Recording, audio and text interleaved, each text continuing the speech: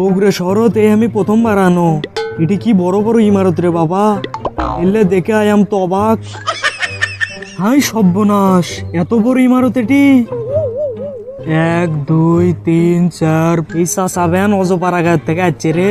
এটি এসে বিল্ডিং কয়তলা আছে সেলে গণিচ্ছে। দেখি তো চাষার থেকে কিছু খসান যায় নাকি। 5 6 7 8। আরে চাষা, আপনি আমার অনুমতি ছাড়া বিল্ডিং গণিচ্ছেন মানে?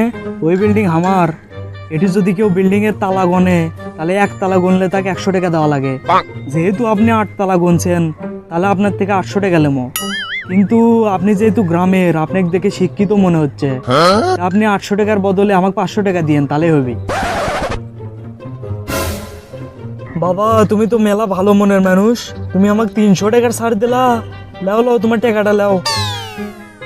গ্রাম ও শুনছি বাবা, শহরের মানুষেরা নাকি সেই খারাপ, কিন্তু শহরের মানুষেরা তো সেই ভালো, বিশেষ করে তুমি আরো ভালো। বাবা, আমি এসে গেছি, কেঙ্কা আছো তুমি? চাচা আছেন? এত দেরি হলো গোমা। আমি চাচির কাছে মোবাইল করিস না, চাচি গেলো মেলাক্ষণ আগে বের হয়ে গেছে বুড়ে। আপনার এত দেরি হলো কে ব্যাপার? এটা ভালো মানুষের সাথে আমার দেখা হয়েছিল, তার সাথে কথা করতে করতে না দেরি হয়ে গেল। জানিস, ওই ভালো মানুষ আমাকে 300 টাকার ছাড় দিছে। 300 টাকা ছাড় দিছে? কিসের সেটা? আর কে দিছে? বাবা, তুই তো জানিস আমি শহরত প্রথমবার আসছি। আমি একটা বিল্ডিং গন বেললেন, কত বড় বিল্ডিং ওটা জানিস? 8 তালা। আমি 8 তালা পর্যন্ত গণ্য। তখন একটা ভালো মানুষ এলো, এসে করছে আপনি যেহেতু 8 তালা গনছেন আপনার 800 টাকা হয়, আপনি আমাকে 800 টাকা না দিয়ে 500 টাকা দেন। কত বড় উপকার করলো আমার, দেখছু কত ভালো মানুষ আছে এটি। আরে চাচা, আপনি কেবল ঠকাছে বারে? কয় তালা আছে সেলে গুললে আবার কেউ টেকা লাই নাকি? চাচা, আপনি উঠিয়ে না চলেন তো, কে ঠকাছে আপনাকে যায় না দেখি। এ বাবা, উদে দেখ তোর পিছনে দাঁড় আছে। উই ধরক ধর। ও ই আপনি ঠকাছে। চাচা, আপনি এটি দাঁড়ান, আমি আপনার টেকালি এসেছি এখনই। তোর জীবনে যদি কোনো সমস্যা থাকে তাহলে আমাকে ক, আমি সব সমস্যার সমাধান করে দিই। আমি 50 বছর হিমালয় তপস্যা করে আসছি। মজা আপনি ঠিকই করে পারেন বারে। আপনি কোথা থেকে আসছেন? 50 বছর তপস্যা করে আসছেন না? আপনার বয়স তো দেখে মনে হচ্ছে 20-25 হবি, আর 50 বছর তপস্যা করে আসছেন। কোনটি মায়ের পেটের মধ্যে তপস্যা করছেন?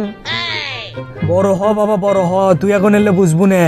আগে মানুষ তপস্যা করলে দাড়ি বড় হয়ে যাচ্ছিল, বুড়ে হয়ে যাচ্ছিল, কিন্তু এখন যদি কেউ তপস্যা করে তাই একেবারে স্মার্ট হয়ে যায়, বুঝছু? আমার জীবনে তো মেলা সমস্যা, কিন্তু আমার একটা বড় সমস্যা হলো আমি পরীক্ষায় ফেল করি, মানে সব পরীক্ষাতে ফেল করি। আপনি যদি এই সমস্যার সমাধান দিবার পারেন তাহলে আপনি যা করবেন আমি সেই টাকাই দেবো। এটা তো আমার বাঁ হাতের খেল রে। এটা তাবিজ আছে, তুই যদি আমাকে 10,000 টাকা দিস তাহলে ওই তাবিজটা তোকে দিয়ে দেবো। ওই তাবিজ পড়ার পর তুই যদি প্রশ্নও লিখে দিয়ে আসিস, সৃজনশীলও লিখে দিয়ে আসিস, তাও তুই 100-র মধ্যে 100ই পাবো পরীক্ষায়। থাক, আপনি আর কোনো কথা কইেন না, আপনি ওই তাবিজটা আমাকে দেন। দরকার হলে আমি আপনাকে 20,000 টাকা দিচ্ছি। আরে আমার এই ঘড়িটা খুলে দিচ্ছি, আপনি এটা নেন। আর আমার কাছে 500 টাকা আছে, ওটাও নেন। তাও আমাকে ওই তাবিজটা দেন তাড়াতাড়ি। আই দিলে তোর তাবিজ, এটা হাতত পিন দিয়ে পরীক্ষা দিবে যাবো, তাহলে তুই 100-র মধ্যে 100ই পাবো। কালকে থেকে আমার পরীক্ষার সময় এই তাবিজটা পরে যাবো, তাহলে আমি একেবারে 100-র মধ্যে 100ই পাবো। বন্ধু তাড়াতাড়ি ক, আমার রেজাল্ট কি হচ্ছে? জানি আমি A+ পাবো, তাও ক কি হচ্ছে? কিসের A+ হে? কেবলই দেখে আনো, তুই ফেল করছু। বাইরে কোমা একটা মানুষ এসেছিল, তোকে এটা দিবের করলো, ধর। আমি এইভাবে পরীক্ষা ফেল করনো? হ্যাঁ, এটা কি লেখা রে? 1 মাস আগে আপনি আমার চাচাকে ঠকাইছিলেন, বিশেষ দ্রষ্টব্য, তাবিজটি খুলে দেখুন আপনার হাতে যেটা আছে।